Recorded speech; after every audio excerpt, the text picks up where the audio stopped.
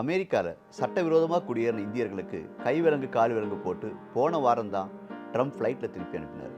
அதுக்குள்ள அதே மாதிரி நடவடிக்கையில் இங்கிலாந்து அரசும் ஈடுபட்டிருக்கு. அமெரிக்காவை போலவே இந்தியர்கள் பலரும் இங்கிலாந்து நாட்டிலையும் சட்டவிரோதமாக நுழைஞ்சு வேலை பார்த்துட்டு வராங்க. ஒரு பக்கம் மெக்சிகோ வழியாக அமெரிக்காவுக்குள்ள இந்தியர்கள் நுழையிறாங்கன்னா, இன்னொரு பக்கம் இங்கிலீஷ் சேனல் வழியாக இந்தியர்கள் இங்கிலாந்துக்குள்ள நுழைஞ்சிட்டு இருக்காங்க.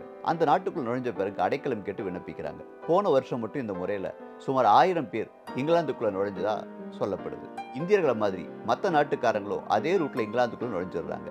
அந்த வகையில் கடந்த 2023ஆம் ஆண்டில் மட்டும் 5000த்துக்கும் மேற்பட்டவங்க தங்கள் நாட்டுக்குள்ள நுழைஞ்சதா இங்கிலாந்து அரசு சொல்லுது. இந்த வகையில் தங்கள் நாட்டுக்குள்ள சட்டவிரோதமாக தங்கி வேலை பார்த்துட்டு வர வெளிநாட்டவர்களை கண்டுபிடிச்சு அவங்களை வெளியேற்ற பணியில் இங்கிலாந்து உள்துறை மற்றும் அமலாக்கத்துறை அமைச்சக அதிகாரிகள் ஈடுபட்டிருக்காங்க.